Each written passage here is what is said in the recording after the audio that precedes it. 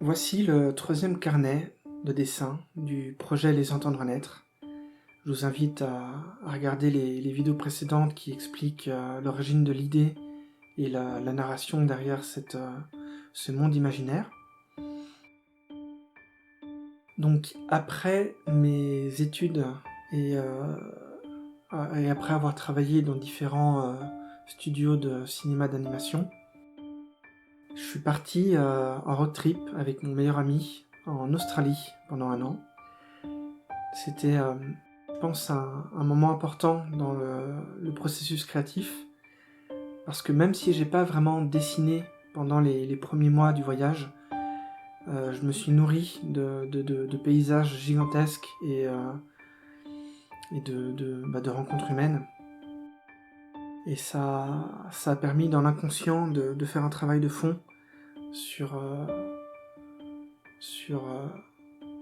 comment retranscrire pour de vrai un appel à l'aventure qui soit un peu plus crédible et pas juste imaginé. Donc les premiers dessins sont un peu random.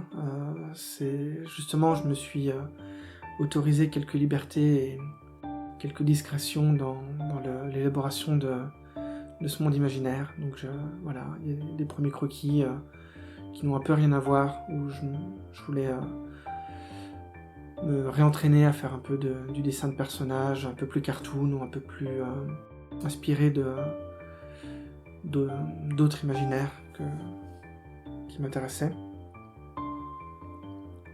Puis au bout d'un moment, évidemment, je suis revenu vers cette espèce de monde prioritaire.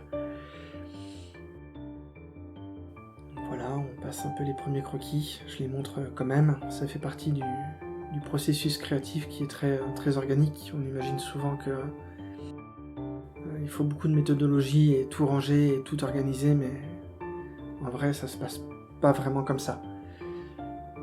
Donc là on a quelques croquis d'aventuriers, de soldats, d'autres choses. Là je commençais à m'intéresser un peu plus à l'origine du langage, de l'écriture, différentes formes de types d'alphabet pour justement penser en dehors de la boîte. Et puis là, je commence à revenir un petit peu vers le vocabulaire graphique, vers l'écriture que j'avais commencé à définir. Et ça, c'est, je crois, les 2 premiers dessins que j'ai fait quand on est arrivé en Australie.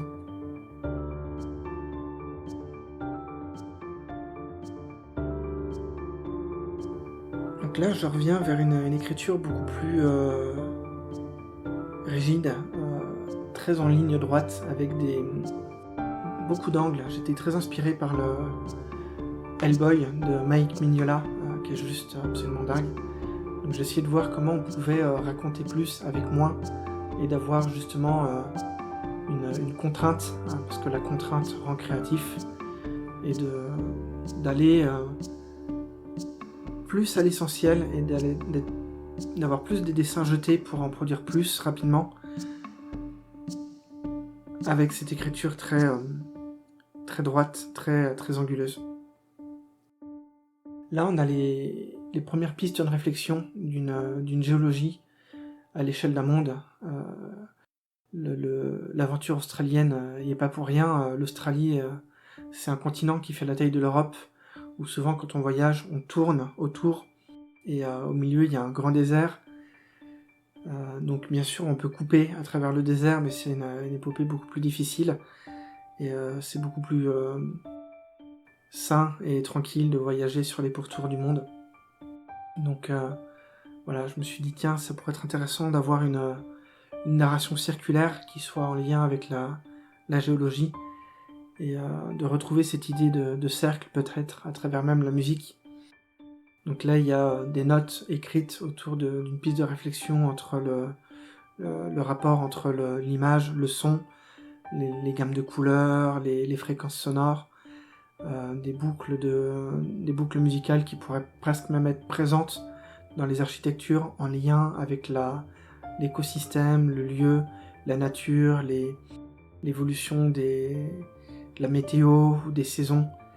Donc voilà, là il y avait comme un début de réflexion autour d'un principe musical qui pourrait être propre à la mise en scène ou bien même à un principe de game design, de gameplay si le projet se transformerait plus tard en jeu vidéo.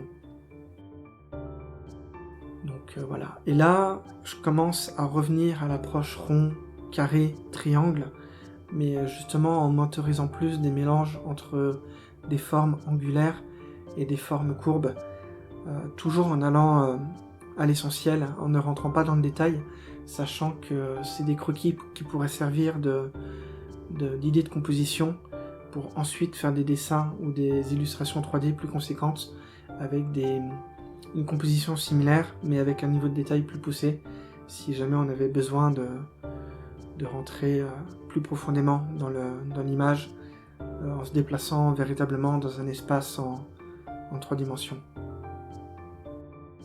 Là, on a tout l'inverse, justement. C'est les croquis préparatifs d'une illustration qu'on verra dans le prochain carnet, où tout est organique, basé sur une courbe, sur la suite de Fibonacci. Donc c'est vraiment un lien avec le nombre d'or. J'avais jamais fait ça. Et voilà, donc différentes pistes d'exploration graphique.